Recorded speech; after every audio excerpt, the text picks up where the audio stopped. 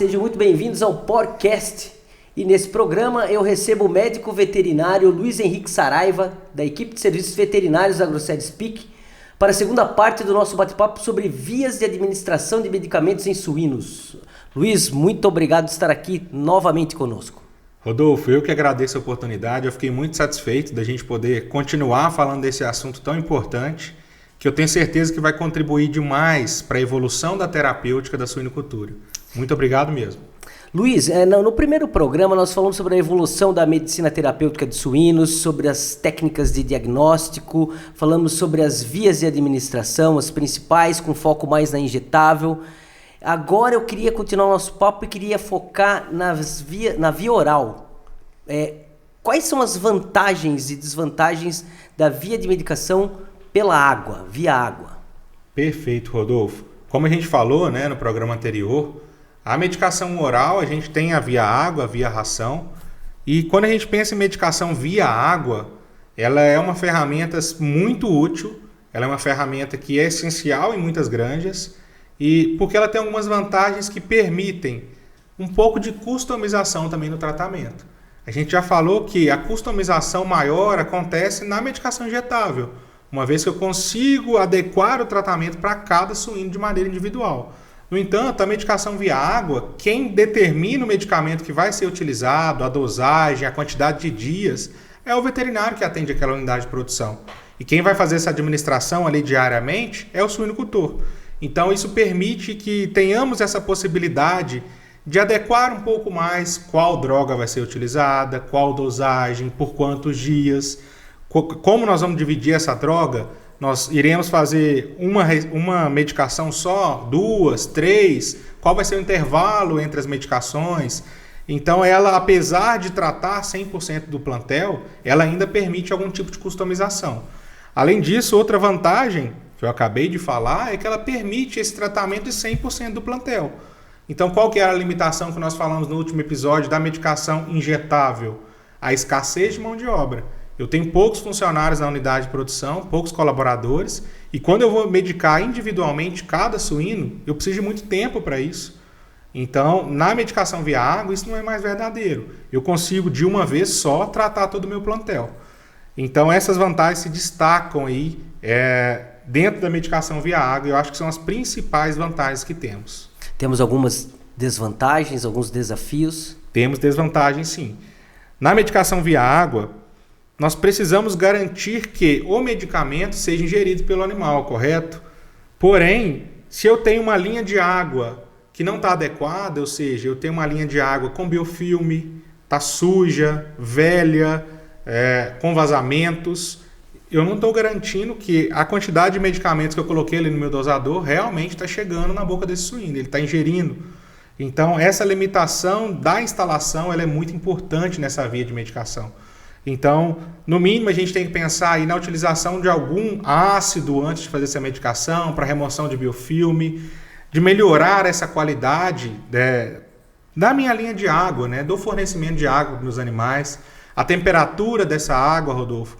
Eu faço uma medicação na dosagem correta, minha linha de água está adequada, porém, durante o dia, minha água ela tende a esquentar. Quando o sol esquenta, minha água esquenta também.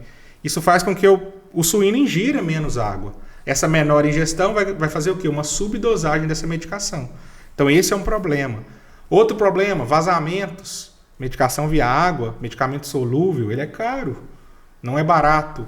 Então se eu tenho um vazamento, eu não estou garantindo que aquele volume todo de medicamento está chegando até lá no final da minha linha de água, que o meu suíno lá na última baia está recebendo essa medicação. Então esse é mais um gargalo, mais um problema. E um problema que a gente não consegue fazer muita coisa também, Rodolfo, a não ser lidar com ele, é que o suíno, acho que todo mundo que está nos ouvindo já percebeu isso, ele tem uma tendência de desperdício de água, de morder a chupeta ali sem ingerir água, e acaba desperdiçando um pouco de água. A gente trabalha aí com uma margem de 10 a 30% de desperdício, e se essa água está medicada, então tem que trabalhar com 10 a 30% de desperdício de medicamento, de um medicamento que é caro. Então, nos meus cálculos de medicação, eu já tenho que fazer essa correção dessa taxa de desperdício. Então, acho que entre as desvantagens, essas são as principais. Claro, já ia me esquecendo, mas eu gostaria de complementar a qualidade da água. A gente esquece que a água é um nutriente essencial, ela é fundamental para que o animal consiga expressar o seu potencial, consiga alimentar a quantidade adequada. Se eu tenho uma água com pH inadequado, uma água contaminada, uma água com uma dureza muito alta, muitas vezes ela vai tornar o meu medicamento insolúvel. E essa insolubilidade vai fazer com que esse animal não seja tratado da maneira correta, porque o medicamento não vai estar disponível para esse animal. Então, é bom usar a medicação via água? Eu já falei das vantagens, são muitas, é muito bom. Porém, eu preciso de uma rede de água adequada, eu preciso trabalhar com esse desperdício que acontece, eu preciso trabalhar com a possibilidade de limpar a minha linha de água e eu preciso garantir que a água está em condições adequadas. Ela está numa condição microbiológica, físico-química adequada para a utilização daquele medicamento. E a via oral por ração? Quais seriam as características e vantagens dessa via?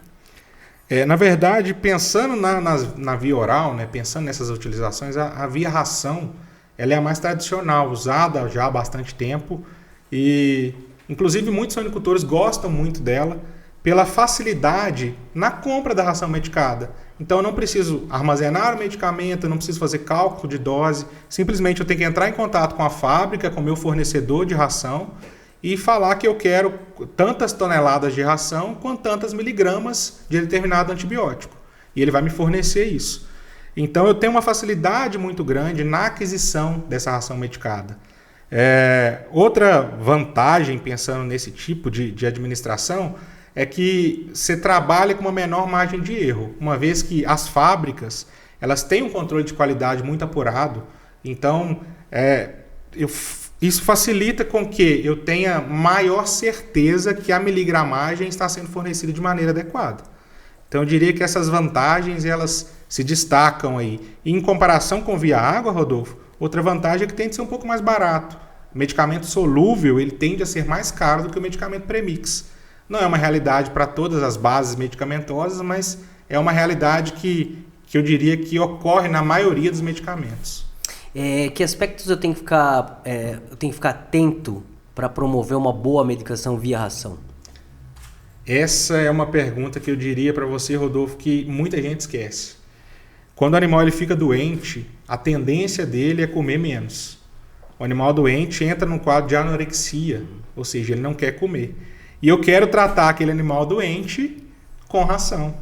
Então, muitas vezes, ela não tem uma terapêutica tão eficiente.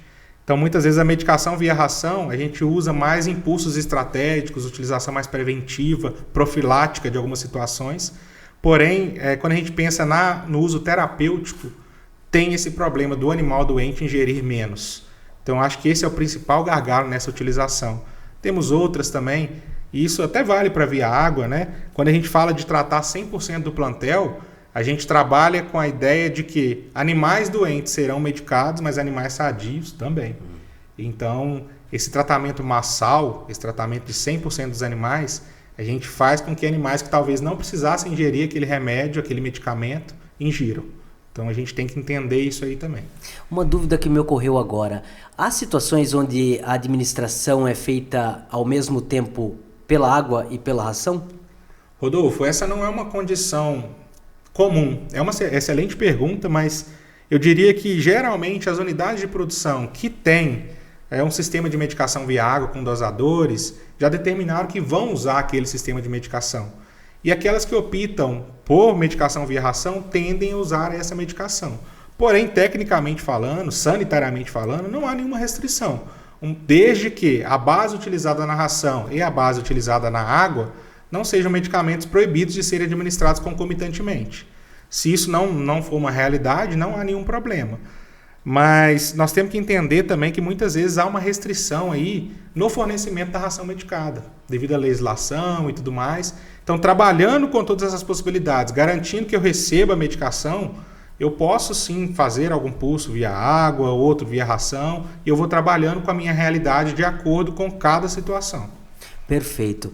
Luiz, acho que a lição que a gente pode tirar nesses dois programas, esse nosso bate-papo, é que, além da importância de cada via e da escolha de cada via, é a administração de fármaco, de medicamento, o uso prudente deles. Você concorda com isso? Como é que você vê isso? Com certeza. Essa é uma luta que a gente tá nela há algum tempo, Rodolfo. É uma batalha de reduzir cada vez mais o uso imprudente de antimicrobianos. Eu não sou contra a utilização de microbianos, acho que nenhum veterinário é, porém nós precisamos garantir o uso correto. Como que a gente garante esse uso correto, Rodolfo? Eu usando aquelas técnicas de diagnóstico que você já falou, que a gente evoluiu, até no episódio anterior nós citamos esse aspecto. Então, se eu tenho um diagnóstico correto, eu tenho uma certeza de qual agente está causando aquele problema, eu tenho um antibiograma para saber que aquele antibiótico é realmente eficaz naquela situação, não tem nenhum problema eu utilizar essas medicações na dose correta, no tempo correto, respeitando a legislação, respeitando aquilo que a gente tem como definido já na literatura de eficácia da utilização desses medicamentos. Se eu respeitar tudo isso, eu garanto que eu não vou estar tendo uma utilização inadequada. Porém, a gente tem que lembrar que quando eu trato individualizado, eu trato o animal de acordo com a sua necessidade, aquela medicação injetável que a gente falou no outro episódio, a gente garante ainda mais a utilização correta.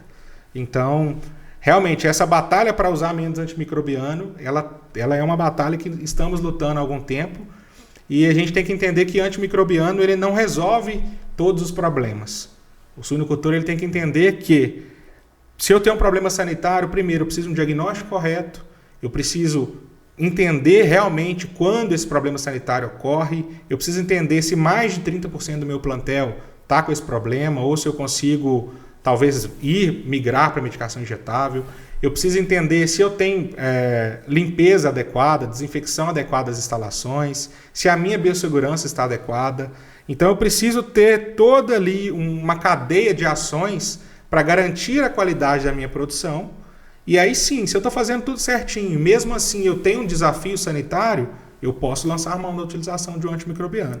Agora, se eu faço tudo fora dos padrões, tudo inadequado, e eu venho com antimicrobiano para tentar tampar os buracos ali, resolver o problema, aí infelizmente a gente não vai ter sucesso e a gente vai estar favorecendo esse uso imprudente dos antimicrobianos. Perfeito, Luiz, agradeço muito sua presença aqui, é muito bom tê-lo no podcast. Rodolfo, é sempre muito bom para mim estar aqui, participar dessa experiência, agradeço e fico disponível aí para os próximos convites. Eles virão. Obrigado. Um abraço a todos vocês e até o próximo podcast.